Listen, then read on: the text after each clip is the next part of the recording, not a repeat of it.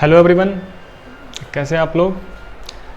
चलिए आज स्टार्ट करते हैं हम लोग एक नया टॉपिक जो कि बहुत ही ख़तरनाक टॉपिक है इस ऑर्गेनिक केमिस्ट्री का। बहुत समय से इंतज़ार भी था इस टॉपिक का, जो कि है रिएक्शन मैकेनिज़्म।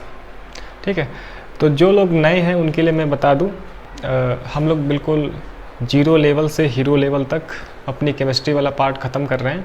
फ़िलहाल अभी हम ऑर्गेनिक केमिस्ट्री वाला पार्ट देख रहे हैं, जहां हमने देखा था स्टार्टिंग में कि ऑर्गेनिक केमिस्ट्री का introduction, classification and IPSC naming पढ़ी हमने। ठीक, फिर हमने आइसोमेरिज्म पढ़ा।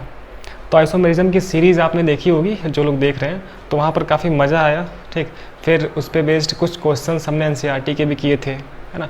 पिछली क्लास अगर आपको याद हो तो हमने आइसोमेरिज्म पे बेस्ड क्वेश्चंस किए थे, है ना। तो वो क्वेश्चन थोड़े से अच्छे लेवल के थे। ऐसे क्वेश्चन अपने स्कूल एग्ज़ाम में नहीं आ सकते हैं, किसी न किसी कॉम्पिटेटिव एग्ज़ाम में ऐसे क्वेश्चंस मिलेंगे आपको।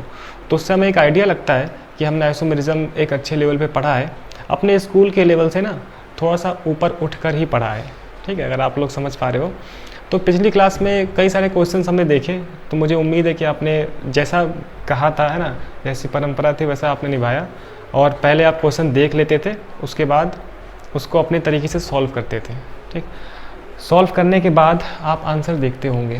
ठीक, तो पिछली कई क्लासेस से हम लोग ये नाम सुनते आ रहे हैं कि हम नेक्स्ट क्लास में रिएक्शन मैकेनिज्म पढ़ेंगे। ठीक है, तो आज हम ये वाला टॉपिक देख रहे हैं जो कि है रिएक्शन मैकेनिज्म। ठीक, अब क्या है ना, इसी टॉपिक को हम लोग जर्नल ऑर्गेनिक केमिस्ट्री के नाम से भी जानते हैं, जीओसी के नाम से जानते हैं, है ना। जो लोग कॉम्पिटिटिव पॉइंट ऑफ व्यू से पढ़ रहे होते हैं, है ना, कंपटीशन वाले इसे जीओसी के नाम से पढ़ाते हैं, और वहाँ पर रिएक्शन मैकेनिज्म भी बोल सकते हैं। ठीक, अब देखिए ये टॉपिक बहुत ज़्यादा इंपॉर्टेंट है जो आने वाली रिएक्शंस हैं उनके लिए, क्योंकि पूरे ऑर्गेनिक केमिस्ट्री में हम क्या पढ़ने वाले हैं, रिएक्शंस ही पढ़ने वाले हैं। ज़्यादातर हमारे पास रिएक्शंस वाला ही पार्ट होगा। ठीक है, यहाँ पर किसी भी टाइप की न्यूमेरिकल की तो हम बात करने वाले नहीं हैं, किसी भी तरह की मैथमेटिकल एक्सप्रेशंस, है ना, क्वेश्चन सॉल्विंग टेक्निक्स, है ना, ऐसी कोई भी बात नहीं करेंगे हम। प्योरली रिएक्शंस की ही बात करनी है। ठीक, तो वो रिएक्शंस कैसे हुई, उनको मुझे कैसे समझना है, ये चीज़ हम समझ पाएंगे रिएक्शन मैकेनिज्म से। ठीक, तो कुछ छोटी मोटी बातें मैं आपसे और शेयर करता हूँ इस ऑर्गेनिक वाले पार्ट को लेकर। ठीक है, फिर हम लोग आगे बढ़ेंगे। ठीक, तो देखिए पूरे केमिस्ट्री में क्या होता है ना कि बॉन्ड की ब्रेकिंग होती है और नए बॉन्ड का फॉर्मेशन होता है। ठीक है, थोड़ी सी बात हम करेंगे, फिर इसको हम रफ करके आगे बात करेंगे, जिससे कि थोड़ा सा आपको आइडिया लग जाए। देखिए हम तो ये मान के पढ़ रहे हैं, है ना, मैं ये मान के पढ़ा रहा हूँ कि आपको कुछ भी नहीं आता है ना। एक बिल्कुल गरीब से गरीब बच्चे को, है ना, समझ में आए, तो हम लोग बिल्कुल जीरो से बातें करेंगे। तो मैं बोला कि जो भी ऑर्गेनिक वाली केमिस्ट्री या फिर जो भी केमिस्ट्री हमारे पास है, केमिस्ट्री में क्या हो रहा है कि रिएक्शंस है। ठीक, एंड रिएक्शंस में क्या होता है कि हमारे पास ओल्ड बॉन्ड जो होते हैं ना वो ब्रेक करने होते हैं। ओल्ड बॉन्ड जब ब्रेक होंगे तब नए बॉन्ड का फॉर्मेशन होगा। ठीक है, तो हम हाई स्कूल से ना एक वर्ड सुनते आते हैं कि रिएक्टेंट्स, प्रोडक्ट्स। ठीक, तो हल्का फुल्का आइडिया है ना आपके पास। ये पहली बार केमिस्ट्री नहीं पढ़ रहे हो आप, है ना, पहली बार ज़िंदगी में साइंस नहीं पढ़ रहे हैं। साइंस ना बचपन से स्टार्ट हो जाता है, 7th क्लास 8th क्लास। हालांकि वहाँ बताया नहीं जाता है कि ये कौन सी साइंस है, फिजिक्स वाली है कि केमिस्ट्री वाली है। ठीक, लेकिन जैसे जैसे हम और आगे क्लासेस में बढ़ते हैं तो 9th क्लास में हमको थोड़ा सा आइडिया हो जाता है कि हाँ फिजिक्स केमिस्ट्री कुछ होता है। ठीक, और 10th तक तो फिजिक्स केमिस्ट्री अलग हो जाता है ना, एकदम सेपरेट पार्ट में पढ़ते हैं। तो हमें, है ना, हाई स्कूल लाइन से इतना आइडिया है कि रिएक्टेंट्स हमारे पास होते हैं एंड प्रोडक्ट्स होते हैं। ठीक है, जो स्टार्टिंग मटेरियल होता है ना रिएक्शन करवाने के लिए, जिसे हम रिएक्टेंट बोल रहे हैं, उसके बाद जो हमारे पास रिएक्शंस होने के बाद प्रोडक्ट मिलता है, जो कंपाउंड्स मिल रहे होते हैं, उसे हम बोलते हैं प्रोडक्ट। ठीक, तो ये रिएक्शंस कैसे हो रही हैं इसी को मुझे समझना है। ठीक, तो यहाँ पर क्या होता है सर, यहाँ पर बॉन्ड्स की ब्रेकिंग होती है। जो भी हमारे ओल्ड बॉन्ड होते हैं वो बॉन्ड ब्रेक होंगे। ठीक, बॉन्ड ब्रेक होने के बाद नए बॉन्ड का फॉर्मेशन होगा। ठीक है, अच्छा ये बात हम स्टार्टिंग में पढ़ चुके थे कि जो ऑर्गेनिक केमिस्ट्री में जितने भी बॉन्ड्स बनने वाले हैं, मैक्सिमम बॉन्ड कोवैलेंट बॉन्ड है। ठीक, क्योंकि ऑर्गेनिक का मतलब ही क्या था, हाइड्रोकार्बन्स एंड इट्स डेरिवेटिव। और हाइड्रोकार्बन्स में क्या है, कार्बन हाइड्रोजन है। तो हम ये तो स्टार्टिंग से पढ़ चुके हैं कि कार्बन हाइड्रोजन के बीच में कोवैलेंट बॉन्डिंग होती है। इलेक्ट्रॉन पेयर के शेयरिंग से बॉन्ड हो रहा होता है। किसी भी टाइप का है ना, इलेक्ट्रोवायलेंट बॉन्ड या फिर कोऑर्डिनेट बॉन्ड, जो कि हम केमिकल बॉन्डिंग में पढ़ रहे होते हैं ना, डिफरेंट डिफरेंट टाइप के बॉन्ड्स, तो उसमें से केवल ना कोवैलेंट बॉन्ड ही ऑर्गेनिक केमिस्ट्री में चल रहा होता है, क्योंकि कार्बन कोवैलेंट बॉन्ड बनाने की टेंडेंसी रखता है। कैटिनेशन वाले प्रॉपर्टी हमने पढ़ा है ना, 4 वैलेंसी होने की वजह से, जो कि काफ़ी सूटेबल है। ठीक, तो फिर से हम वहीं पर आते हैं कि ओल्ड बॉन्ड को मुझे तोड़ना है, फिर नए बॉन्ड का फॉर्मेशन करना है, तो मुझे पहले पता होना चाहिए ना कि कौन सा बॉन्ड है। ठीक है, तो अपने ऑर्गेनिक वाले केस में क्या है, कोवैलेंट बॉन्ड है, क्योंकि कार्बन की हाइड्रोजन के साथ या फिर और भी एलिमेंट के साथ ना कार्बन की टेंडेंसी ही है कि वो इलेक्ट्रॉन शेयर करके बॉन्ड बनाता है, तो कोवैलेंट बॉन्ड ही बनने वाला है। ठीक, तो मुझे ये समझना पड़ेगा कि कोवैलेंट बॉन्ड की ब्रेकिंग अपने ऑर्गेनिक वाले केमिस्ट्री में कैसे होती है। तो ये काफ़ी ना हम बोलते हैं हॉट टॉपिक है ना, हॉट इन द सेंस कि काफ़ी अच्छा टॉपिक है कि बॉन्ड की ब्रेकिंग कैसे होती है। तो कई सारे टॉपिक्स हम इसमें समझेंगे।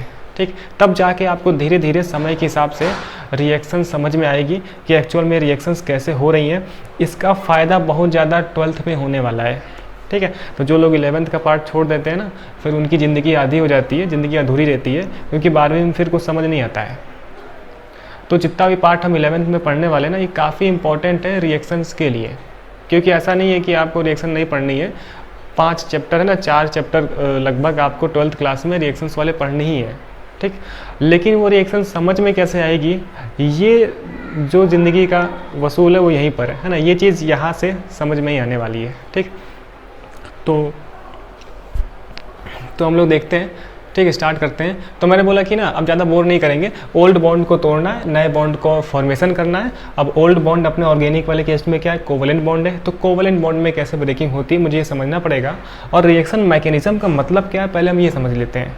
ठीक है ना, और जो बातें मैंने बोली वो सब इंपॉर्टेंट है, आप लोग प्रीवियस जो भी पढ़ा है ना उसको रिवाइज कर सकते हैं। लेकिन जो नया नया बच्चा बिल्कुल अभी ज्वाइन हुआ है ना, उसको हल्का फुल्का सा कभी स्कूल वगैरह में पढ़ा होगा, थोड़ा सा भी आइडिया है, भले आपको आइसोमेरिज्म नहीं आता हो, भले आपको आईपैक ना आता हो, है ना, अच्छे से ना आता हो, फिर भी आप यहाँ से स्टार्ट कर सकते हैं, यहाँ से अपनी ज़िंदगी को स्टार्ट कर सकते हैं, जिससे और आगे चल के आपको चीज़ें समझ में आएगी। ठीक है, तो हम स्टार्ट करते हैं कि क्या मतलब है और क्या क्या चीज़ें हैं, बहुत अच्छे से पढ़ेंगे। ठीक, जैसा देखें आप, तो हम बात कर रहे हैं सर कि रिएक्शन मैकेनिज़्म का क्या मतलब है, और इस रिएक्शन मैकेनिज़्म का अपनी ज़िंदगी में कितना ज़्यादा यूज़ है। ज़िंदगी का मतलब ना अपने ऑर्गेनिक केमिस्ट्री में, ठीक है, तो अपने लाइफ में कितना ज़्यादा यूज़ है और इसको हम कैसे समझ रहे हैं इसकी बात कर लेते हैं पहले हम। तो ज़रा आप देखें, तो मैं बोल रहा हूँ रिएक्शन मैकेनिज़्म। ठीक है, हम ऐसे रिएक्शंस बोल सकते हैं, रिएक्शंस एंड ऐसे लिख दूँ, रिएक्शन मैकेनिज्म बोला जाता है वैसे, है ना, जो प्रॉपर वर्ड है वो है रिएक्शन मैकेनिज्म।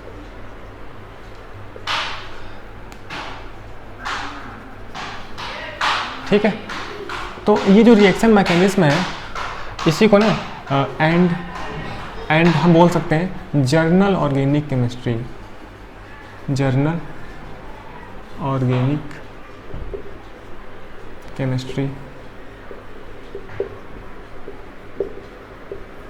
ठीक है, तो मूड बनने में थोड़ा सा टाइम लगेगा, जैसा कि आपको पता है कि स्टार्टिंग में थोड़ा सा मूड ऑफ रहता है। धीरे धीरे जैसे हम लेक्चर में आगे बढ़ेंगे वैसे वैसे एक अच्छा सा फ्लो क्रिएट हो जाएगा।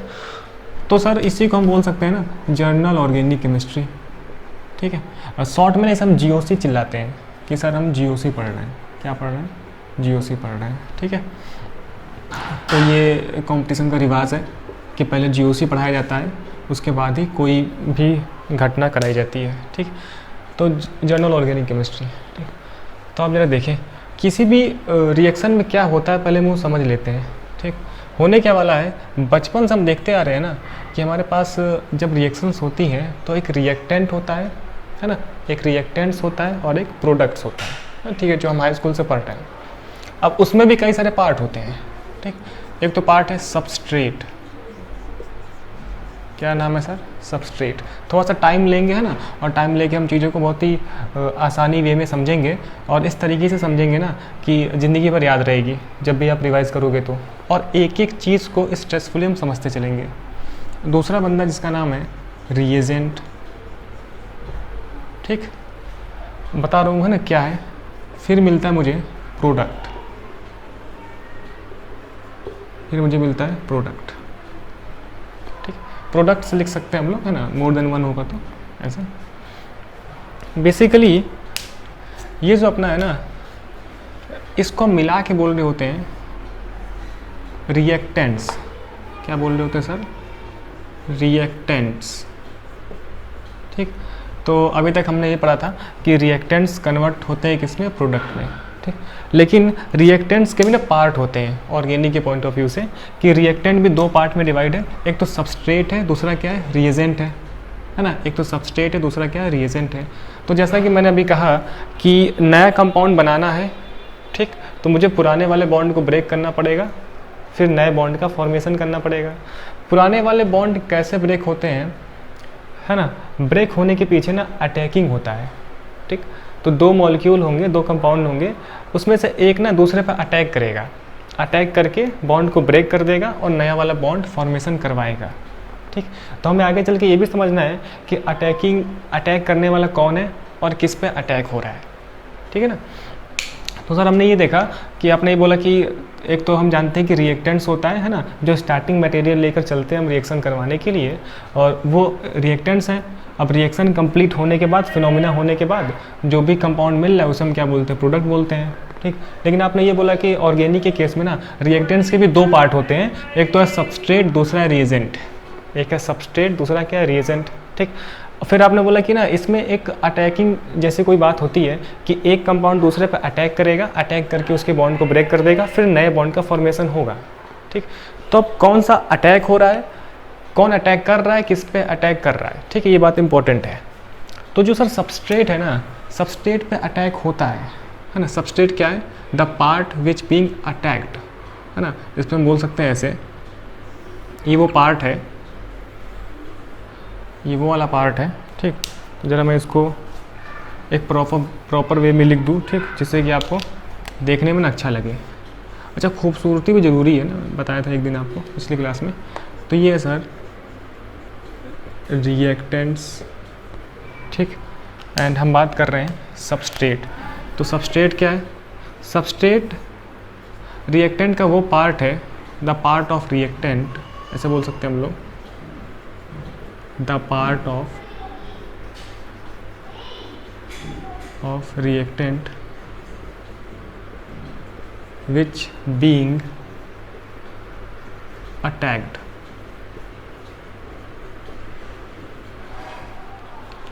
तो सर रिएक्टेंट का वो पार्ट जिस पर अटैक होने वाला है वो क्या है? वो है सबस्ट्रेट। ठीक, इसका मतलब रिएजेंट वो पार्ट है जो कि अटैक करने वाला है। ठीक, तो हम ऐसे बोल सकते हैं it attacks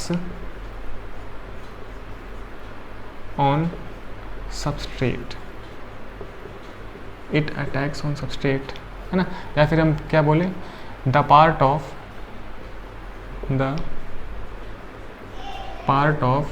है ना reactant, the part of reactant, है ना, which attacks on substrate,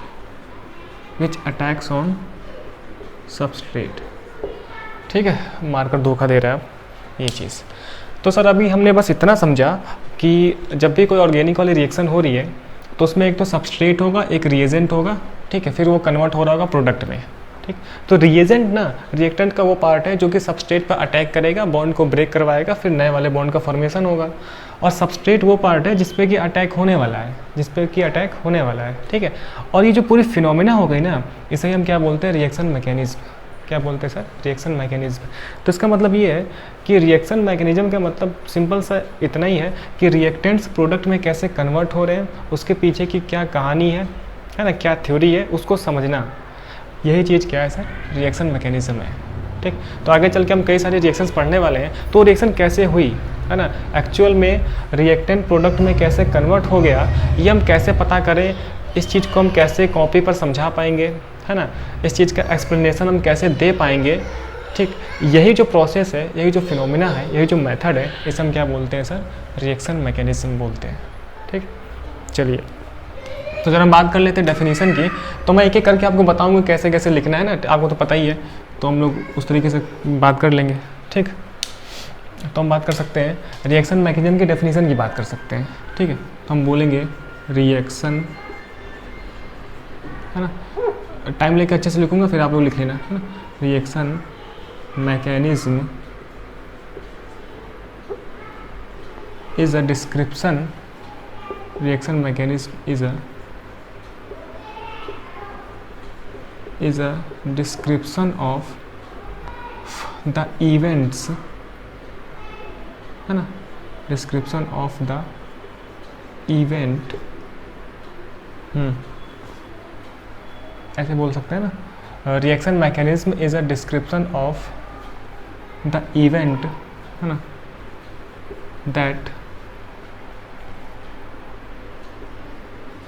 that occurs on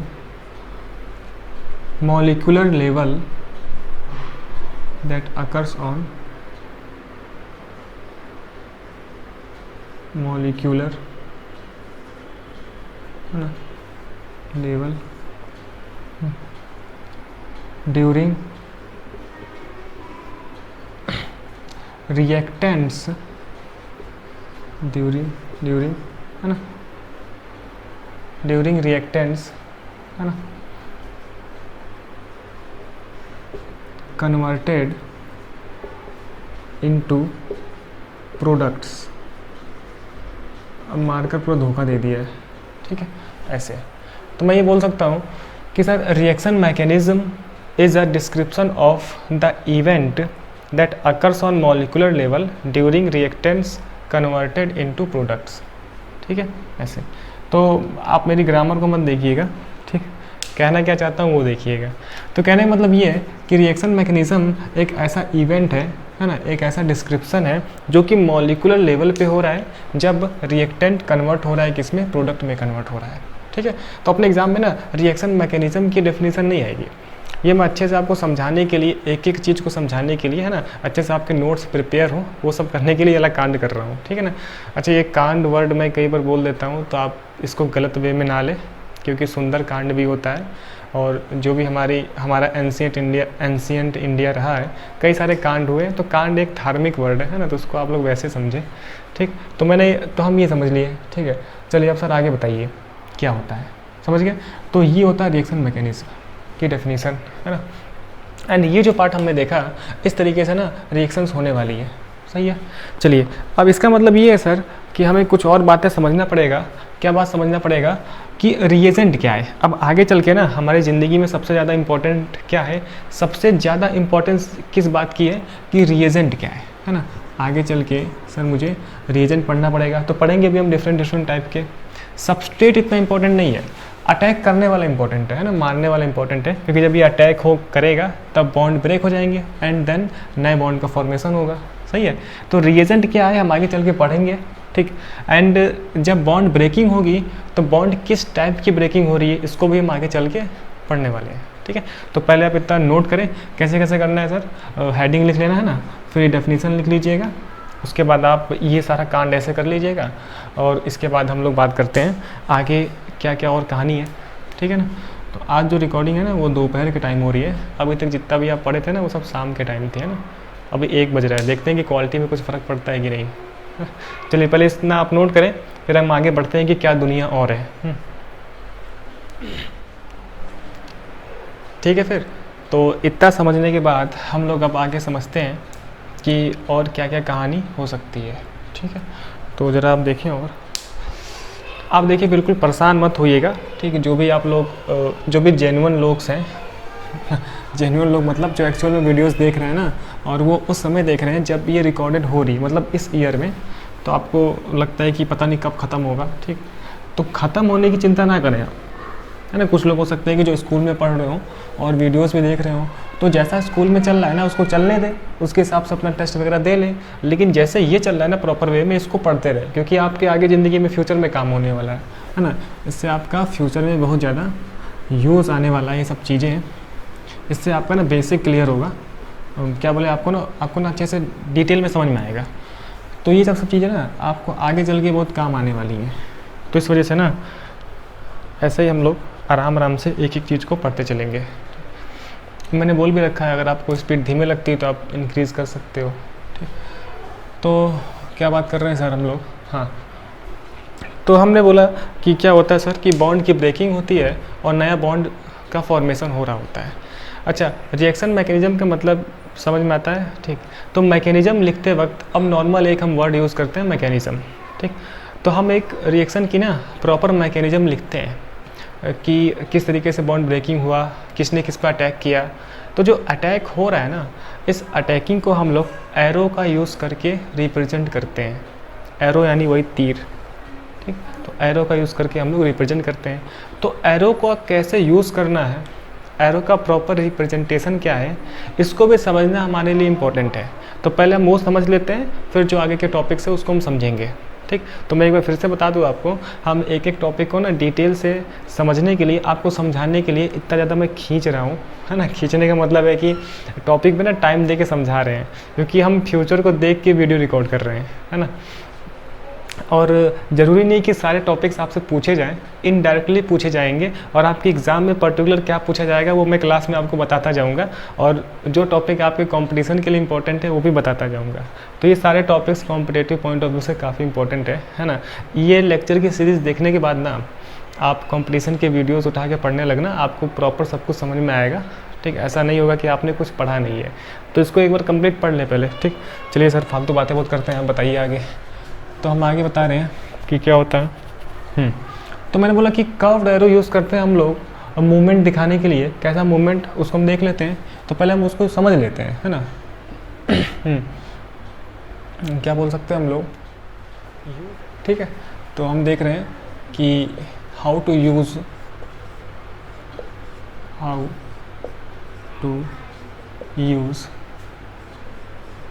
curved arrow notation.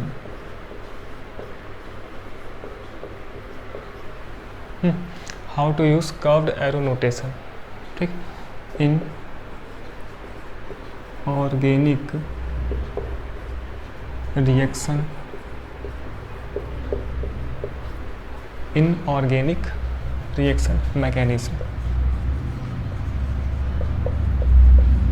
अच्छा, आज ना ब्लैक मार्कर ख़राब है तो वो आपको नहीं दिखेगा, तो आज आपको ना इस ब्लू वाले की शक्ल देख के काम चलाना पड़ेगा।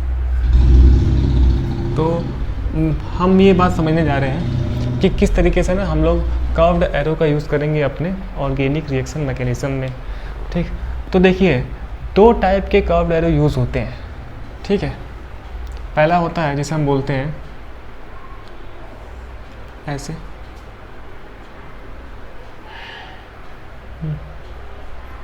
एक होता है इस तरीके से, या फिर इसका दूसरा रूप ऐसे। ठीक है, तो ये जो एरो है ना, इसे हम बोलते हैं 2 बार फिश हुक्ड एरो। क्या बोलते हैं सर? 2 बार फिश हुक एरो। ठीक, एंड ये जो अपना लिखा है ये है, दिस इज नोन एज 1 बार, है ना, फिश हुक एरो। ठीक है, तो जैसा आपने देखा ना मछली पकड़ने के लिए जो हम कांटा यूज़ करते हैं, उसमें आपने देखा होगा इस तरीके से ना ऐसे हुक होता है। ठीक, तो एरो का अगर हम लोग दोनों हुक यूज़ करें तो हम बोलते हैं 2 बार फिश हुक एरो। एक वाला ही पार्ट यूज़ कर लें, आप समझ रहे हो, this is known as 1 bar fish hook arrow. ठीक, एंड इन एरोज़ का यूज़ करके हम लोग रिप्रेजेंट कर रहे होते हैं। क्या कर रहे होते हैं बताता हूँ, ठीक है ना। ये कॉमन है, ठीक, ऐसे।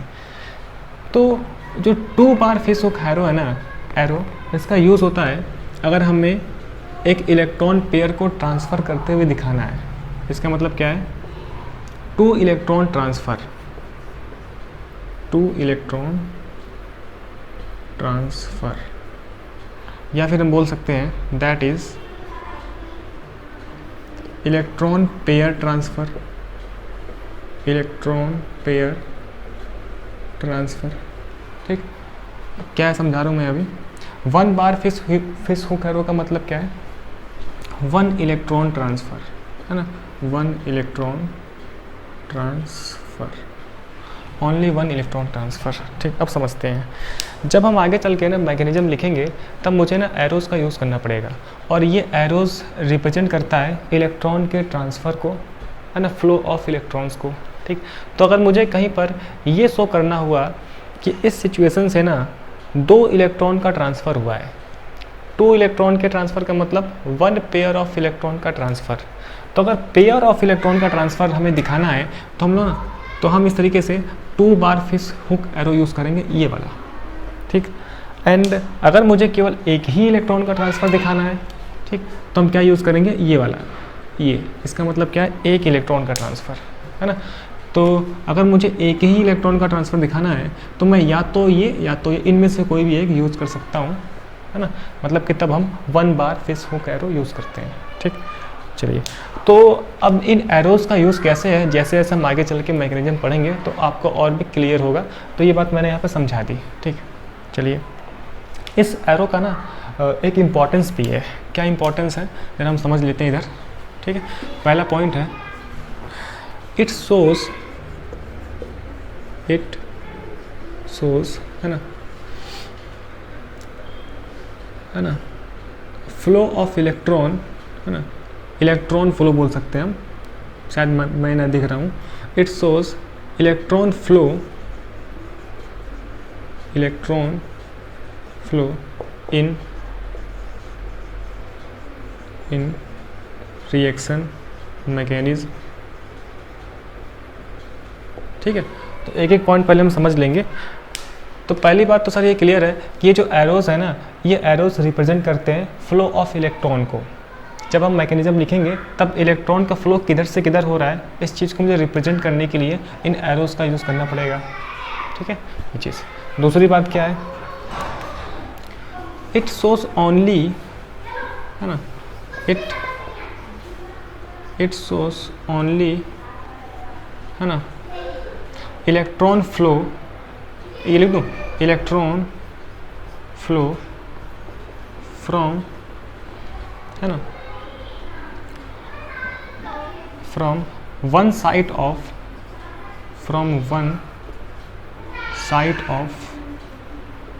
higher electron density to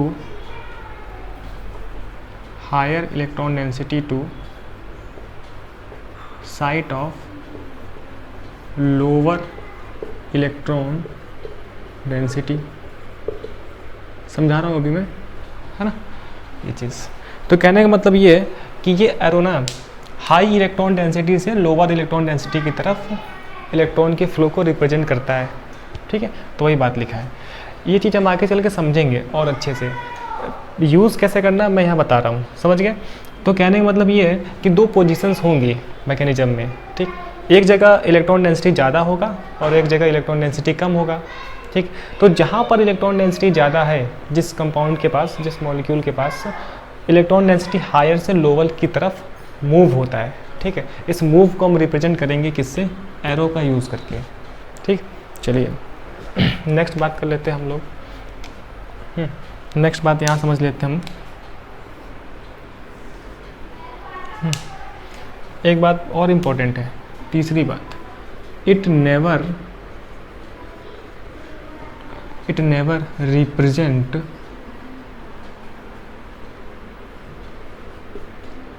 ठीक है movement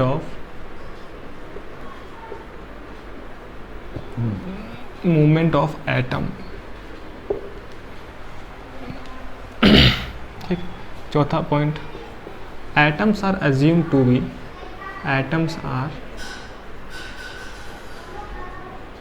assumed to be flow of electron. ठीक है सर, ये क्या है, ये चीज़। तो नेक्स्ट पॉइंट ये है कि जो ये मूवमेंट है एरो का, ये ओनली इलेक्ट्रॉन के मूवमेंट को शो कर रहा होता है, इलेक्ट्रॉन के फ्लो को रिप्रेजेंट कर रहा होता है। इसका मतलब हम बिल्कुल ही नहीं समझेंगे कि एटम का रिप्रेजेंटेशन, एटम का मूवमेंट हो गया। ठीक है, तो it never represent movement of atom, atom का रिप्रेजेंटेशन, एटम का मूवमेंट नहीं हो रहा है, ठीक है। तो ये एरो एटम के मूवमेंट को रिप्रेजेंट नहीं कर रहा है, ठीक, एटम के मूवमेंट को रिप्रेजेंट नहीं कर रहा है, ओनली इलेक्ट्रॉन के मूवमेंट को रिप्रेजेंट कर रहा है, ठीक। और इलेक्ट्रॉन के मूवमेंट से ना हम ये अज्यूम कर लेते हैं कि एटम ही क्या हुआ है, एटम ही मूव किया है, ठीक।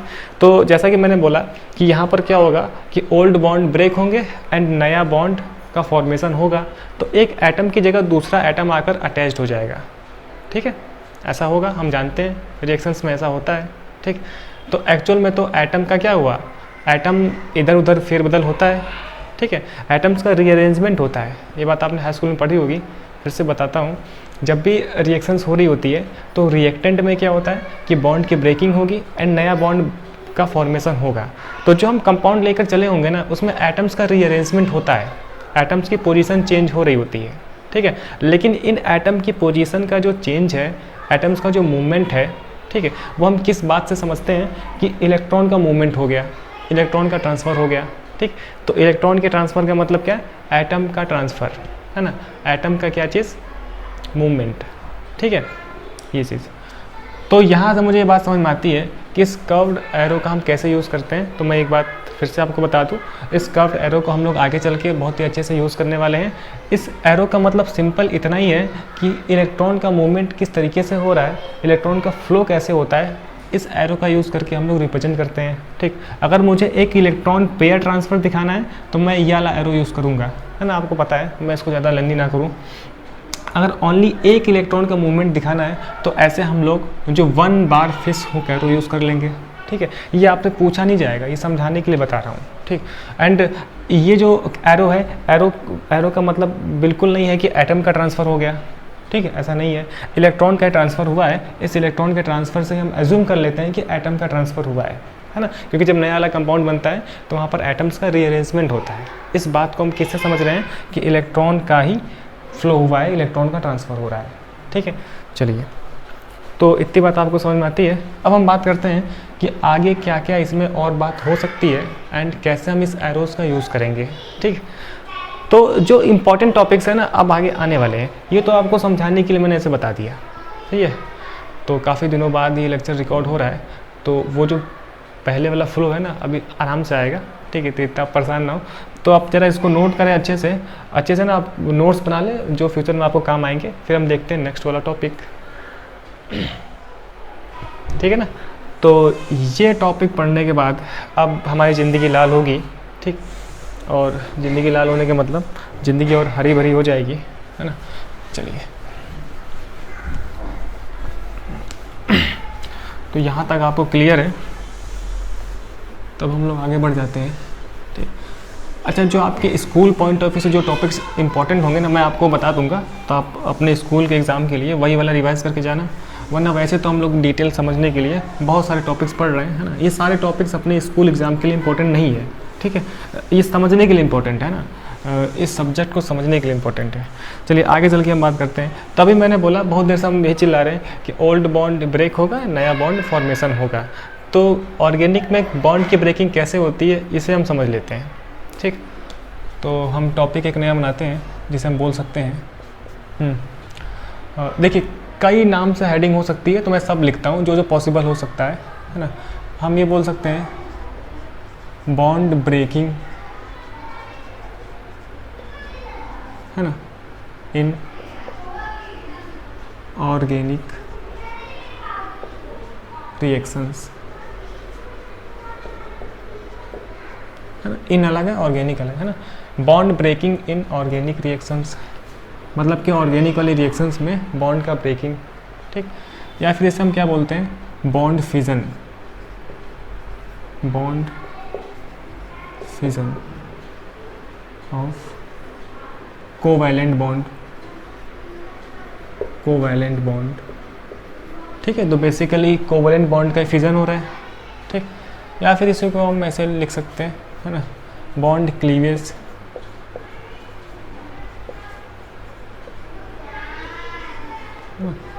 Bond cleavage of covalent bond,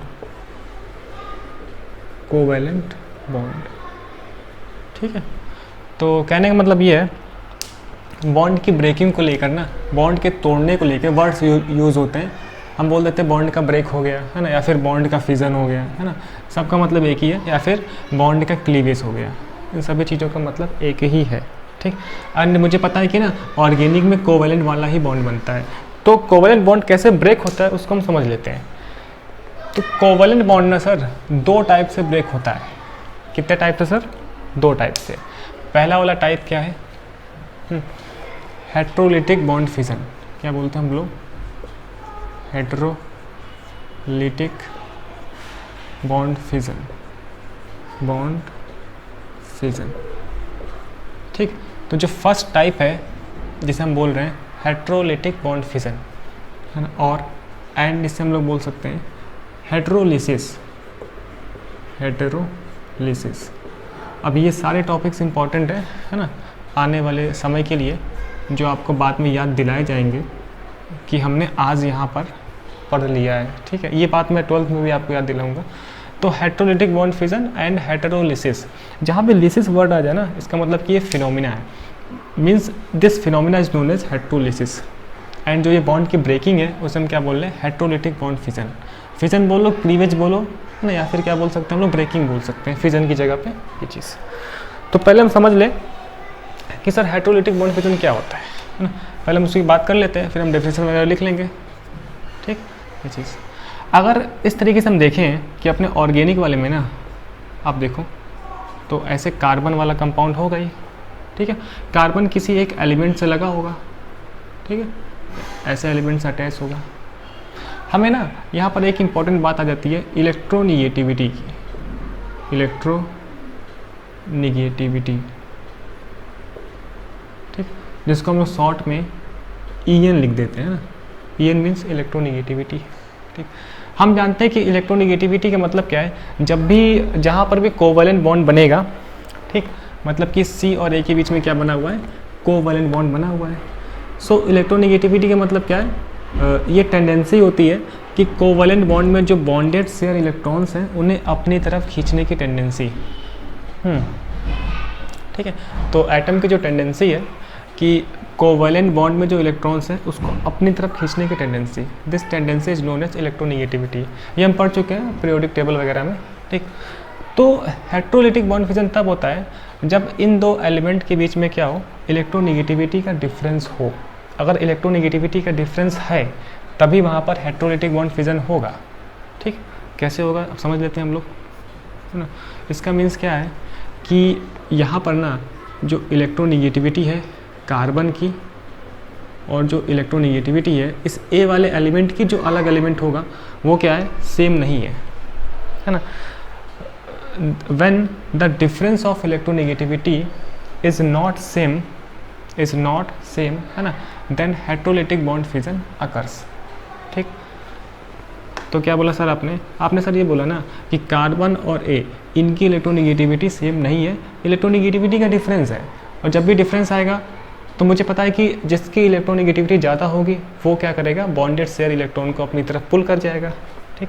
तो मैं यहाँ पे केस बनाता हूँ, केस। तो मैं पहला केस बोल देता हूँ सर कि व्हेन, है ना, electronegativity of A is greater than this carbon. अगर इस A की इलेक्ट्रोनिगेटिविटी ज़्यादा हो कार्बन से तब क्या होगा? तो उस चीज़ को हम समझ लेते हैं, है ना। इसका मतलब सर ये है कि electronegativity of A is greater then, है ना, इलेक्ट्रोनिगेटिविटी ऑफ दिस कार्बन, ठीक। अगर ऐसा हो जाए तो हम यहाँ पे देख रहे हैं, क्या देख रहे हैं सर? केस 1। अभी आपको समझ में आएगा, ठीक। तो केस 1 वाली बात, अगर सर ऐसा हो जाए तो आप देखें, अगर कभी ऐसा हो जाए तो जो A है ना, A की इलेक्ट्रोनिगेटिविटी ज़्यादा होने की वजह से A जो ये Ca बॉन्ड में जो बॉन्डेड शेयर इलेक्ट्रॉन्स हैं इनको अपनी तरफ पुल कर लेगा, ठीक है। A क्या करेगा? कार्बन Ca जो बॉन्ड है, Ca बॉन्ड में जो इलेक्ट्रॉन्स हैं वो कार्बन से खींचना स्टार्ट करेगा, ठीक। तो हम बोलते हैं कि सर इस पर ना पार्शियल माइनस आ जाएगा एंड इस पर क्या आ जाएगा? Partial plus. एक एक चीज़ को मैं डिटेल से बताता चल रहा हूँ, है ना, जिससे कि बाद में आपको दिक्कत ना हो। एक एक वर्ड को हम लोग समझते चलेंगे, है ना। पार्शियली निगेटिव, निगेटिव को हम ऐसे लिखते हैं, ठीक है। एंड दिस मीन्स पार्शियली, जिससे कि आपको एक भी वर्ड ना नया ना लगे। पार्शियली पॉजिटिव, पार्शियली का मतलब है कम अमाउंट में, थोड़ी सी मात्रा में, ठीक। क्योंकि ये बॉन्ड अभी भी ना सी और ए के बीच में बना है ना। ए ने अभी खींचना स्टार्ट किया है, तो जब खींचना स्टार्ट करेगा तो ए पे इलेक्ट्रॉन डेंसिटी बढ़ती जाएगी। तो अभी थोड़े से अमाउंट में इलेक्ट्रॉन डेंसिटी बढ़ी है, तो हम क्या बोलते हैं, पार्शियली। एंड सी से खींच लिया है तो सी पे इलेक्ट्रॉन डेंसिटी कम हो जाएगी। तो हम जानते हैं कि अगर इलेक्ट्रॉन डेंसिटी कम हो जाएगी तो जो पॉजिटिव वाला पार्ट है ना वो डोमिनेट कर जाएगा, ठीक। और हम जानते हैं कि हम इलेक्ट्रॉन्स को ही निकाल सकते हैं या फिर इलेक्ट्रॉन्स को हम ऐड कर सकते हैं एटम में, क्योंकि इलेक्ट्रॉन्स न्यूक्लियस के बाहर क्या करते रहते हैं, रिवॉल्व कर रहे होते हैं, ठीक है ना। ये बात हम जानते हैं। तो सी से ए ने जो बॉन्डेड शेयर इलेक्ट्रॉन्स हैं उन इलेक्ट्रॉन्स को खींचना स्टार्ट किया, तो ए पे क्या आ गया, पार्शियली निगेटिव आ गया, और ए सी पे क्या आ गया, पार्शियली पॉजिटिव आ गया सर, ठीक। अब क्या होगा, अब मुझे पता है ना, अब मुझे पता है कि हाँ यहीं पर हम इस बात को समझ लेते हैं। अब मुझे पता है कि ए की इलेक्ट्रोनेगेटिविटी ज़्यादा है, तो ये सी के इलेक्ट्रॉन्स को खींच ले जाएगा। क्या करेगा, खींच ले जाएगा। तो कुछ समय बाद क्या होगा, कुछ समय बाद ना सर ऐसा दिखता है कि खींच के ना, तो इस पर पार्शियल है ना पॉजिटिव, इस पर निगेटिव, ठीक। अब एक बात मैं और आपको समझा रहा हूँ जो बहुत ही छोटी बात है लेकिन काफ़ी इंपॉर्टेंट है, ठीक। अब क्या हुआ, ए ने ना, अब देखो बॉन्ड ब्रेक हो गया, ठीक। अभी तक सी और ए के बीच में बॉन्ड बना था, यहाँ पे क्या मतलब है कि ए ने सी से इलेक्ट्रॉन खींच लिया। सी से कहने का मतलब है सी और ए के बीच में जो ये सिंगल बॉन्ड बना है, जो ये सिंगल कोवैलेंट बॉन्ड है, जो कि 2 इलेक्ट्रॉन से मिलकर बना है, क्योंकि कार्बन की वैलेंसी 4 होती है एंड कार्बन कोवैलेंट बॉन्ड बनाता है। तो कार्बन ने एक अपना इलेक्ट्रॉन शेयर किया था, एक इलेक्ट्रॉन, ठीक है, ऐसे दिखा दे रहा हूँ। ए ने भी अपना एक शेयर किया था, तो 2 इलेक्ट्रॉन से मिलकर एक कोवैलेंट बॉन्ड बना हुआ था। ए ने इन दोनों इलेक्ट्रॉनों को खींच लिया, इलेक्ट्रॉन ए ने क्या किया, इलेक्ट्रॉन को खींच लिया, तो ए पे क्या आ गया, निगेटिव चार्ज। अब एक कम्प्लीटली निगेटिव हो गया, ठीक है ना। अब पार्शियली नहीं है, तो हम कम्प्लीटली क्या दिखाते हैं, निगेटिव दिखा देते हैं, ठीक। अब ए ने ना इन 2 इलेक्ट्रॉन को खींचा है अपनी तरफ, मतलब कि एक इलेक्ट्रॉन पेयर को इसने पुल कर लिया है। तो यहीं पर वो मूवमेंट है जो मैं अभी समझा रहा था। कहने का मतलब यहाँ पर क्या हो गया, एक इलेक्ट्रॉन पेयर का ट्रांसफ़र हो गया। तो अभी मैंने बोला कि अगर इलेक्ट्रॉन पेयर का ट्रांसफ़र होता है तो मैं उसे डबल एरो, है ना, क्या बोला था वहाँ पर, डबल, है ना, हेडेड फिश हुक एरो का यूज़ करके बताता हूँ, जो भी हमने पढ़ा था। तो ना सर हम यहाँ पे इस तरीके से ना 2 बार फिश हुक एरो जिसे मैं बोल रहा था, ऐसे मैं एरो का मूवमेंट दिखाऊंगा। इस एरो के मूवमेंट का मतलब क्या है कि इस बॉन्ड में जो 2 इलेक्ट्रॉन्स है ना, ए ने उसको खींच लिया है, ठीक है ना, ऐसे दिखाते हैं। तो अब ए पे ना 2 इलेक्ट्रॉन आ गया, ए पे क्या आ गया, 2 इलेक्ट्रॉन आ गया ना, ये चीज़। तो सर यहाँ से हम एक बात और समझें, मैं हर एक छोटी छोटी बात को बता दे रहा हूँ अभी, जो कि आगे चल के यूज़ होने वाला है, तभी थोड़ा सा टाइम लगेगा ना। अब इस टाइम की चिंता मत करना। तो मैंने ये बोला कि यहाँ पर हम क्या करेंगे, हम लोग 2 फिश हुक एरो का यूज़ करेंगे। अच्छा, ये वर्ड में ना ज़्यादा कंफ्यूज ना हो, क्योंकि वर्ड नहीं पूछा जाएगा हमसे। तो अगर पूरा एक इलेक्ट्रॉन पेयर ट्रांसफ़र हुआ है तो मैं एरो इस तरीके से शो करूँगा, है ना, ए के ऊपर हेड दिखाऊँगा, ठीक। इट मीन्स 2 इलेक्ट्रॉन का ट्रांसफ़र हो गया है, ठीक। आगे चल के ना बच्चों को बहुत कन्फ्यूजन होता है, तभी मैं यहाँ पर डिटेल में बात कर रहा हूँ, है ना। तो ए पे दिखाएंगे हम निगेटिव चार्ज। ए पे क्यों निगेटिव चार्ज, क्योंकि ए ने इलेक्ट्रॉन को पुल किया है। और जब भी नेगेटिव चार्ज होगा ना तो उसके पास एक लोन पेयर होगा। इस लोन पेयर का मतलब क्या है, इस सिंगल बॉन्ड में जो 2 इलेक्ट्रॉन्स थे उसे ए ने खींच लिया, तो एक लोन पेयर। तो अब आगे चल के देखोगे, जब भी किसी स्पीसीज़ पे ना, फिर एक नया नाम आप ला दिए, है ना, स्पीसीज़ मतलब ये जो आयन है, एनायन को क्या बोलते हैं, स्पीसीज़ बोलते हैं। तो ये जो स्पीसी है, जो एनायन है, इस पर अगर एनायन होगा तो नेगेटिव चार्ज भी होगा, ठीक।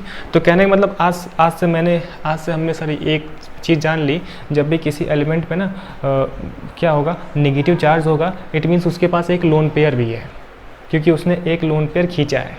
सर एक नया नाम ला दिया अब, लोन पेयर, ठीक है, परेशान करते जा रहे हो ना एक से करके। इसे हम बोलते हैं लोन पेयर, है ना। अब लोन की स्पेलिंग पता नहीं क्या होती है, मैं ऐसे लिख देता हूँ, है ना, लोन पेयर। तो आप भावनाओं को समझें, ठीक, ये चीज़।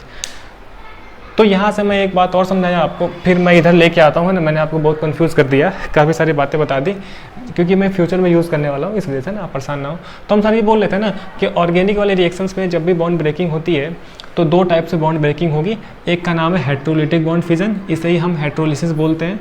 एंड हेट्रोलिटिक बॉन्ड फिजन कब होता है? जब एलिमेंट के बीच में इलेक्ट्रोनेगेटिविटी का डिफरेंस होगा।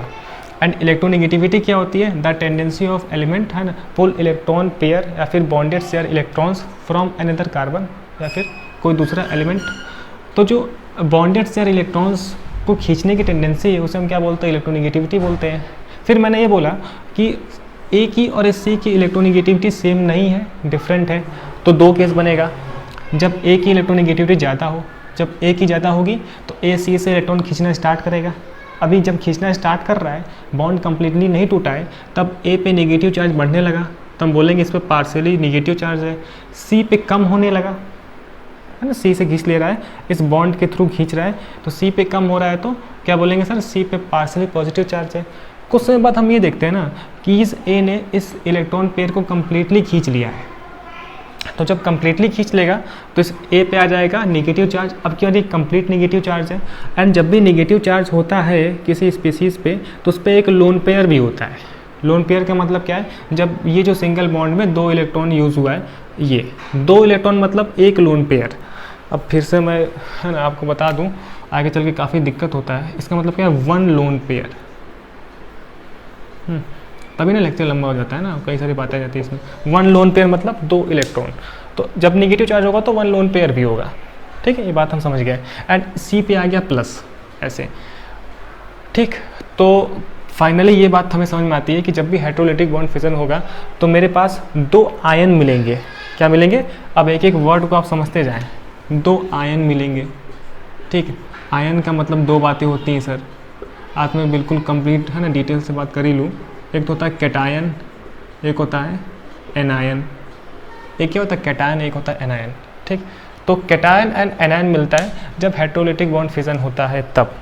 ठीक, एंड यहाँ से जो इम्पॉर्टेंट बात हमारे पास ये है कि जब हेट्रोलिटिक बॉन्ड फिजन होगा तो पहले केस के दौरान मुझे क्या मिला? सी पे प्लस। अगर सी पे प्लस है ना तो मैं इसे बोलूँगा carbocation.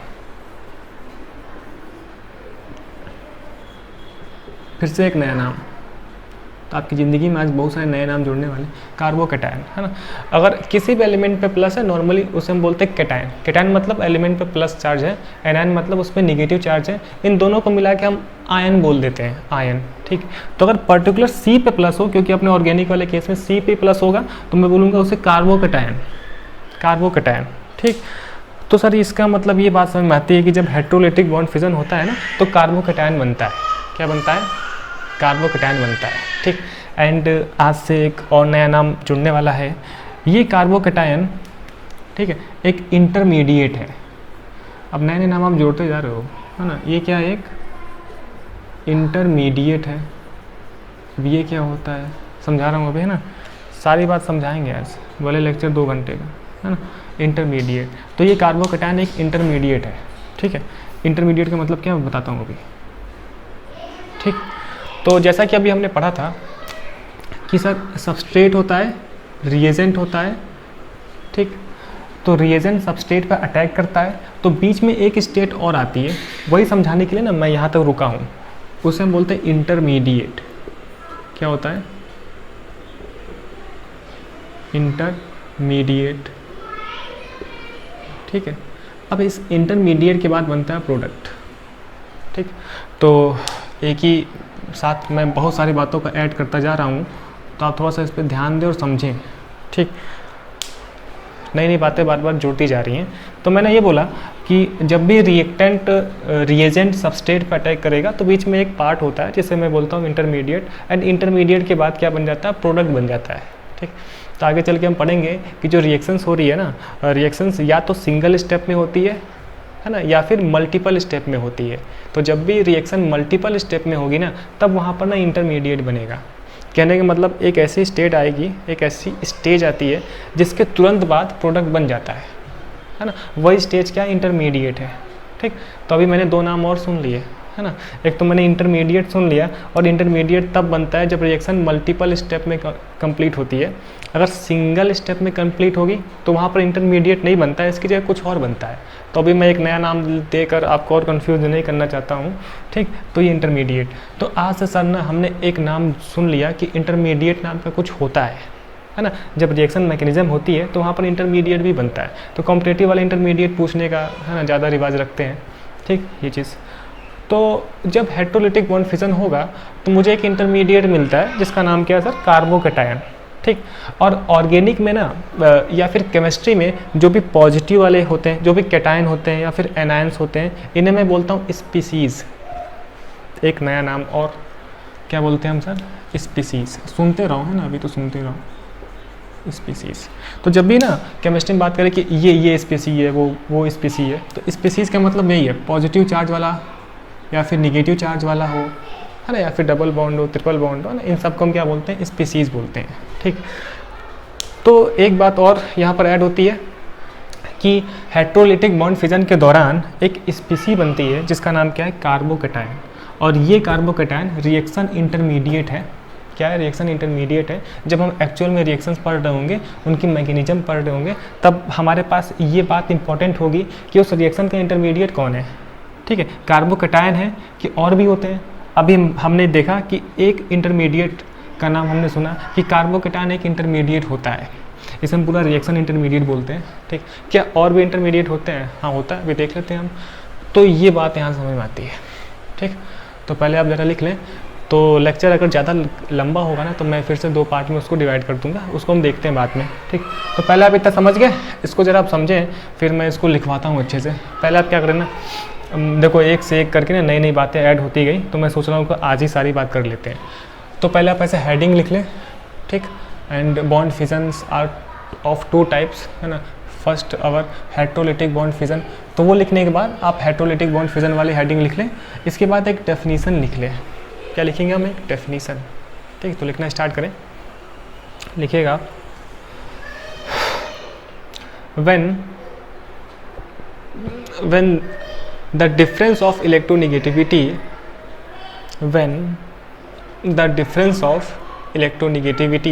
is not same, when the difference of electronegativity is not same, then bond breaking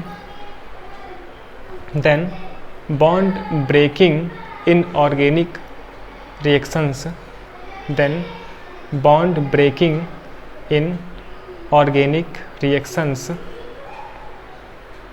heterolytically, then bond breaking in organic reactions heterolytically, है ना, heterolytically, CALLY, ठीक है। And this phenomena is known as, इसके आगे, and this phenomena, time देखो, and this phenomena is known as heterolysis, and this phenomena is known as heterolysis. क्या बोलते हैं सर, हेटेरोलिसिस। तो अगर कभी इलेक्ट्रोनेगेटिविटी का डिफरेंस आ जाए तब वहाँ पर क्या होगा, बॉन्ड की ब्रेकिंग हम बोलेंगे हेटेरोलिटिकली हो रही है, ठीक है ना, ये चीज़। चलिए, इसमें कुछ बातें और इम्पॉर्टेंट है, पहले आप इतना लिख लें, है ना। और जब बॉन्ड हेटेरोलिटिकली बॉन्ड फिजन होता है, क्या क्या होता है उसको मैं अभी एक बार समअप करता हूँ।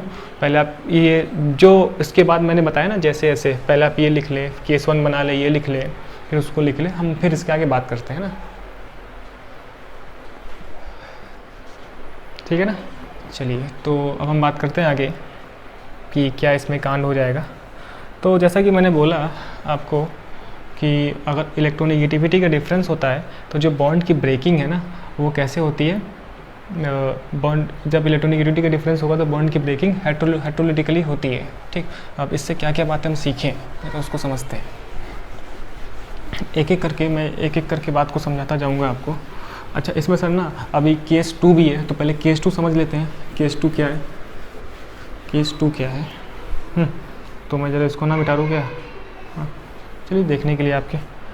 तो सर देख रहे हैं हम केस 2, देखिए थोड़ा सा टाइम लगेगा, है ना, लेकिन आपको चीज़ समझ में अच्छे से आएंगे। केस 2 क्या है कि जैसा कि मैंने देखा कि कार्बन A अब मैं बोल देता हूँ कि अभी तक क्या था कि ए की इलेक्ट्रोनेगेटिविटी ज़्यादा थी, अब मैं बोल रहा हूँ कि electronegativity of C is greater than electronegativity of A. तो जब सी की इलेक्ट्रोनेगेटिविटी ज़्यादा होगी ना तो सी ए से इलेक्ट्रॉन खींचना स्टार्ट कर देगा, तब इस पर आ जाएगा पार्शियल माइनस पार्शियल पॉजिटिव। सी ने खींचना स्टार्ट कर दिया ना, जो बातें अभी यहाँ समझाई, ठीक। तो इस पर क्या आ गया पार्शियली निगेटिव, यहाँ पे आ गया पार्शियली पॉजिटिव, ठीक। तो हम देखते हैं कि कुछ समय बाद क्या होगा। कंप्लीट दिखाएं, तब सी पे आने वाला है निगेटिव चार्ज और ए पे आने वाला है पॉजिटिव चार्ज। समझ गए? कहने का मतलब कि सी पे आने वाला निगेटिव चार्ज, तो मुझे ना इस फ्लो ऑफ इलेक्ट्रॉन को कर्व्ड एरो का यूज़ करके दिखाना पड़ेगा, तो मैं ऐसे दिखाऊंगा, ठीक, ऐसे, है ना। अच्छा, मैं एक बात और बता दूँ, बीच बीच में ना नई नई बातें याद आ रही, क्या करें, आदत से मजबूर। क्या नहीं हो सकता है, क्या नहीं हो सकता है, एरो यूज़ करते वक्त क्या ना करें, ठीक। तो पहली बात ना, आप ऐसे नहीं दिखा सकते, ये गलत है। कहाँ से दिखाएंगे हम? बॉन्ड से उठाकर इस पर दिखाएंगे हम, है ना। ऐसा करना गलत है ना एक्चुअल हिसाब से, ठीक। एंड और मैं समझा दूँ कि जब हम ऐसे एरो यूज़ करते हैं ना, तो जो इसका टेल है, this is our tail and this is our head. बता दे रहा हूँ, है ना, आगे चल के बहुत काम आने वाला है। टेल पे सर आता है पॉजिटिव, हेड पे आता है सर निगेटिव। इससे आपको याद रहेगा, ठीक। देख रहे हैं, टेल वाले पे क्या आ गया पॉजिटिव, हेड वाले पे आ गया निगेटिव। तो अभी अभी सर हमने ये सीखा था कि कार्बन ने ना इलेक्ट्रॉन पेयर क्या किया है, अपने पास रख लिया है, इलेक्ट्रॉन पेयर क्या किया, पुल कर लिया है, तो उसके पास निगेटिव चार्ज आया है। और इस सिंगल बॉन्ड में जो इलेक्ट्रॉन्स थे ना, उस इलेक्ट्रॉन को भी मैं ऐसे दिखा सकता हूँ। तो जब भी निगेटिव चार्ज है, इसका मतलब उसके पास एक इलेक्ट्रॉन पेयर है, जब ऐसे सिंगल बॉन्ड वहाँ पे टूटा होगा तब, ठीक। तो वैसे यहाँ पर ये जो है, ये एक इलेक्ट्रॉन पेयर है, जिसे हम क्या बोलते हैं, लोन पेयर, वही वाला लोन पेयर, ठीक, ये चीज़। तो यहाँ से सर मैंने एक बात और सीखी कि जब हेटेरोलिटिक बॉन्ड फिजन होता है तो दो केस बनते हैं। एक केस में एक स्पीसी बनती है, एक कार्बोकैटायन बनता है, जो कि रिएक्शन इंटरमीडिएट है, ठीक है। ये कब बना? जब कार्बन की इलेक्ट्रोनेगेटिविटी कम थी अदर एलिमेंट से। अब जब कार्बन की इलेक्ट्रोनेगेटिविटी ज़्यादा है, तब सी पे माइनस आ गया, एंड निगेटिव वाले को हम बोलते हैं एनायन, जनरली एनायन। अगर सी पे हो तो हम क्या बोलेंगे, कार्बन आयन, है ना, कार्बन आयन, ठीक है, कार्बन आयन, ये चीज़। तो अब यहाँ पर ना, ये जो कार्बन आयन है, कार्बन आयन एक क्या है सर, रिएक्शन इंटरमीडिएट है, रिएक्शन इंटरमीडिएट है ये कार्बन आयन। पूरा नाम लिख दूँ, this is our reaction intermediate, ठीक। तो फाइनली मुझे इतनी बात समझ में आती है कि जब भी बॉन्ड का ब्रेकिंग हेटेरोलिटिकली होगा, तब वहाँ पर ना दो इंटरमीडिएट्स बनेंगे जो इम्पॉर्टेंट है। एक तो कार्बोकैटायन होगा, दूसरा कार्बन आयन होगा, कार्बोकैटायन एक कार्बन आयन। और ये रिएक्शन इंटरमीडिएट्स कब बनते हैं? जब रिएक्शंस ऑर्गेनिक वाली सिंगल स्टेप में कंप्लीट होंगी, तो बीच में एक इंटरमीडिएट बनेगा, एंड इस इंटरमीडिएट के जस्ट बाद क्या होगा, प्रोडक्ट बन जाएगा, ठीक। इस चीज़ को हम और आगे समझेंगे अच्छे से, जब एक्चुअल में रिएक्शंस को पढ़ रहे होंगे, तब मैं आपको याद दिलाऊंगा आज वाली बात, है ना। एंड हमने एरो का भी ना एक प्रॉपर यूज़ देखा, एंड हमने ये समझा कि सर एरो के टेल पे पॉजिटिव आता है, हेड पे निगेटिव आता है। बच्चे फिर चिल्ला रहे हैं, है ना। एंड प्रॉपर रिप्रेजेंटेशन क्या है, बॉन्ड से मुझे उठाकर जिस एलिमेंट पे ले जाना है ना, जो एलिमेंट खींच रहा है उस पर शो करना होता है ना। ऐसे शो करना गलत है एरो, ठीक, ये चीज़ समझ गया, है ना। तो अब मैं हेटेरोलिटिक वाले बॉन्ड फिजन को एक पॉइंट्स में लिखा देता हूँ, ठीक है, जिससे कि आपको समझ में आ जाएगा, है ना, ये चीज़। तो इतनी देर तक कहानी बाँचने के बाद ये समझ में आता है। तो कार्बोकैटायन बन गया एंड कार्बन आयन बन गया, ठीक। चलिए, तो नोट करके कुछ बातें कर लेंगे हम लोग, नोट करके थोड़ा सा भी और पढ़ेंगे, है ना। अभी इसके बाद एक और है ना, उसको पढ़ लेंगे, फिर आज की कहानी ख़त्म। तो मैं ये बोल रहा हूँ कि हाँ, when electronegativity is not same then bond breaking occurs in the manner of heterolytically, है ना। दूसरा पॉइंट, अगर इलेक्ट्रोनेगेटिविटी सेम नहीं होगा तो वो कंपाउंड्स कैसे होंगे, पोलर इन नेचर होंगे, है ना। तो यहाँ पर जो कंपाउंड्स हैं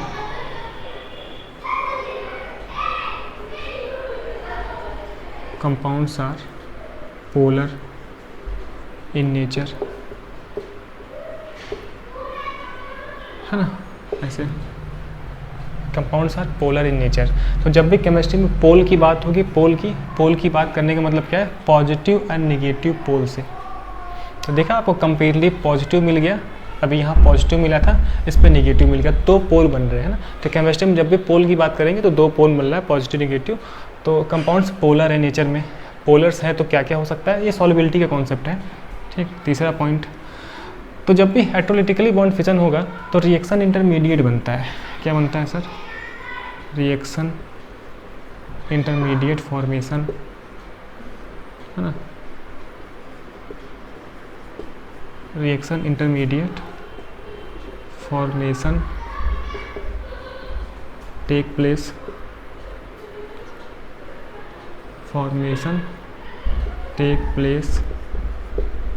ठीक है।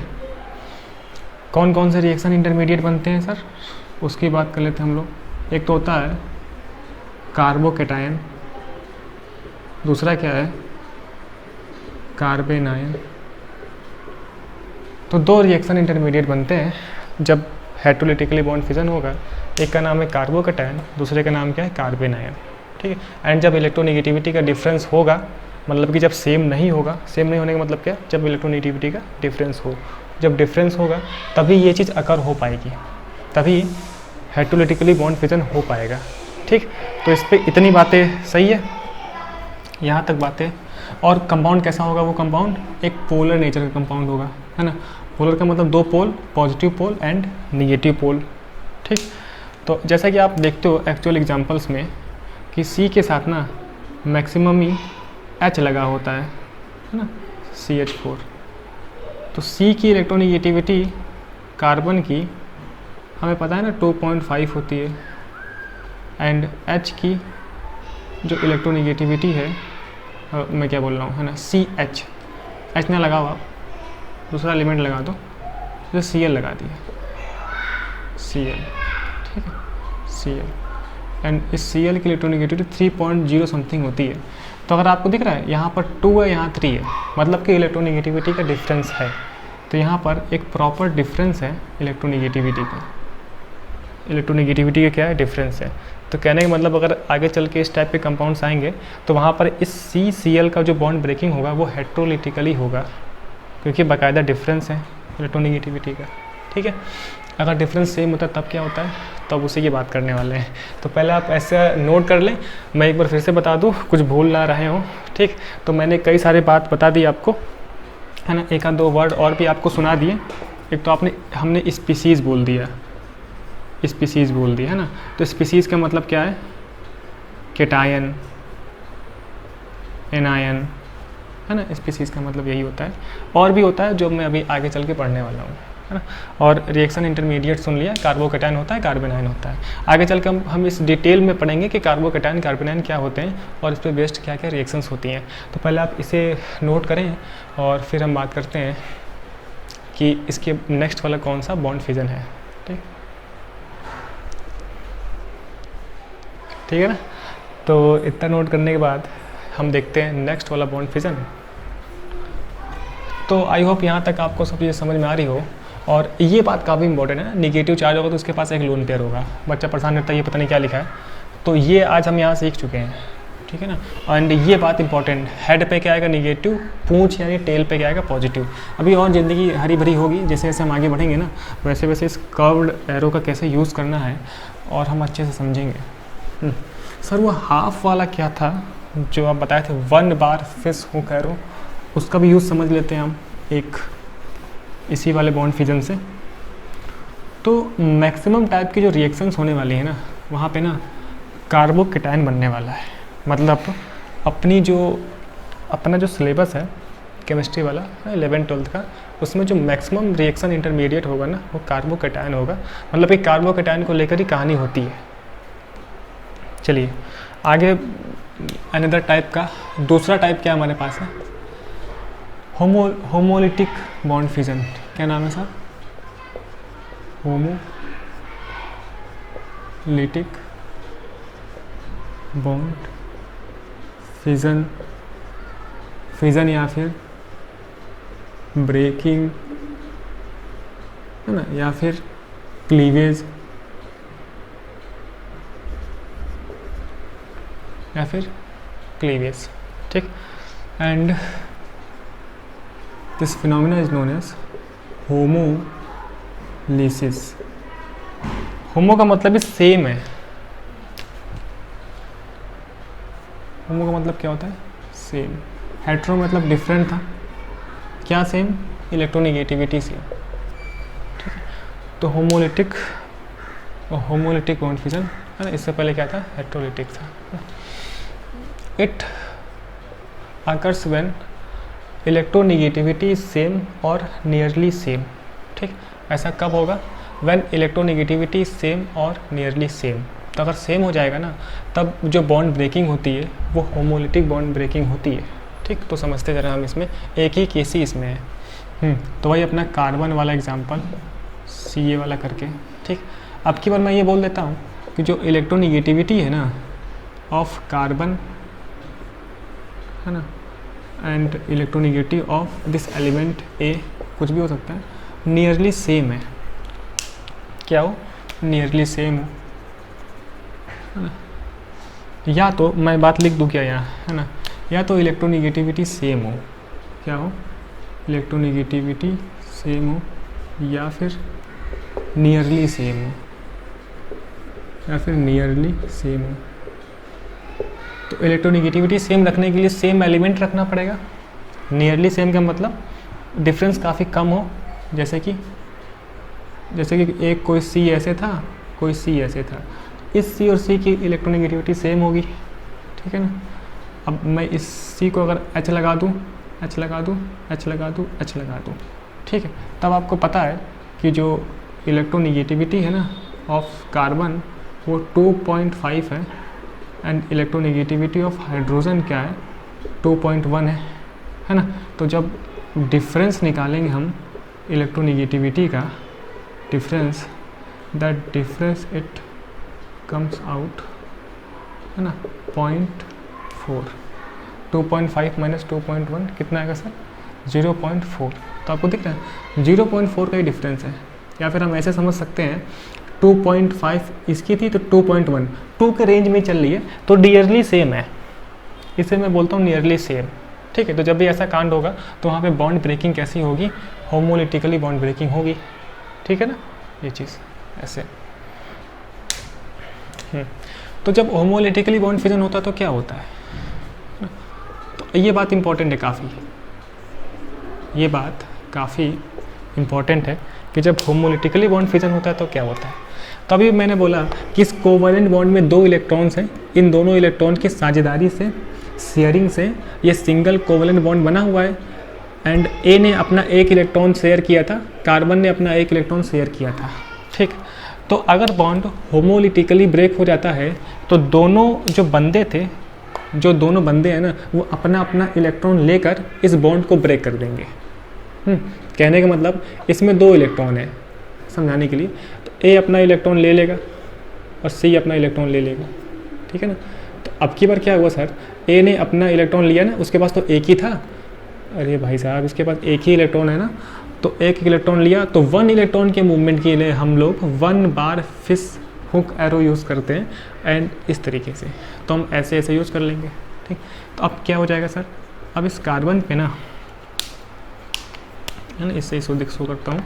अब की बार सर इस कार्बन पे ना 1 इलेक्ट्रॉन आ जाएगा, है ना, उस इलेक्ट्रॉन का हम इससे डॉट से शो करते हैं, समझा रहा हूँ अभी क्या है, और इसके पास ये, ठीक, समझ गया।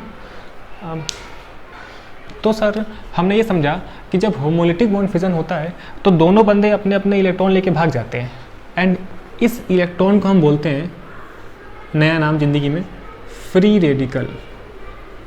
Free radical, free radical. ठीक है, तो हमने आज से एक बात और समझ ली कि जब होमोलिटिकली बॉन्ड फिजन होता है तब जो बॉन्ड की ब्रेकिंग होती है वो फ्री रेडिकली होती है। तो कई बार हम ये भी बोल देते हैं कि बॉन्ड फ्री रेडिकली ब्रेक हो रहा है, फ्री रेडिकली बॉन्ड टूट रहा है। तो बॉन्ड फ्री रेडिकली कब टूटेगा? एक कंडीशन जब इलेक्ट्रोनेगेटिविटी सेम हो या फिर नियरली सेम हो, वो क्या होता है मैंने यहाँ समझाया आपको। तब बॉन्ड की ब्रेकिंग कैसी होती है? फ्री रेडिकली होती है। फ्री रेडिकली का मतलब इस ऑड इलेक्ट्रॉन से, एक इलेक्ट्रॉन को ना हम कई बार ऑड इलेक्ट्रॉन भी बोल देते हैं। तो एक छोटी मोटी बात और काफ़ी काम की बात, ऑड इलेक्ट्रॉन। तो इस ऑड इलेक्ट्रॉन को ही हम बोल देते हैं sir free radical, free radical. ठीक है ना। और ये इलेक्ट्रॉन कब आता है? जब बॉन्ड की ब्रेकिंग होमोलिटिकली होती है तब। ठीक। एंड यहाँ पर भी एक रिएक्शन इंटरमीडिएट है, यहाँ पर भी सर एक रिएक्शन इंटरमीडिएट है। और अभी आप कहोगे ये रिएक्शन इंटरमीडिएट ना ये फ्री रेडिकल ही है, फ्री रेडिकल है। ठीक, तो हमने एक बात और समझ ली। तो अभी तक हमने 3 रिएक्शन इंटरमीडिएट के नाम समझे, carbocation, carbanion and our free radical. तो अपने 11th-12th के सिलेबस में ना इन्हीं इंटरमीडिएट्स पे रिएक्शन की मैकेनिज्म बेस्ड है। लेकिन इसके बाद एक इंटरमीडिएट और भी होता है जिसका नाम है कार्बीन, है ना। उसकी रिएक्शंस कम है, कॉम्पिटिटिव एग्जाम्स में ज़्यादातर आती है। तो हम आगे चल के फिर से कार्बोकैटायन, कार्बेनायन, है ना, फ्री रेडिकल, इसको हम फिर डिटेल से पढ़ेंगे। ठीक, उसके बाद हम रिएजेंट वाला पार्ट पढ़ेंगे ना, जो रिएजेंट अटैक कर रहा होता है उसकी बात। तो एक नाम और जुड़ गया कि फ्री रेडिकल एक इंटरमीडिएट है ना। ये कब होता है? जब होमोलिटिक बॉन्ड फिजन हो रहा होता है। ठीक, तो जब पहले आप लिख लेना, पहले आप क्या लिखोगे? पहले आप ये हेडिंग लिख लें। ठीक, फिर इसके बाद लिखें ज़रा,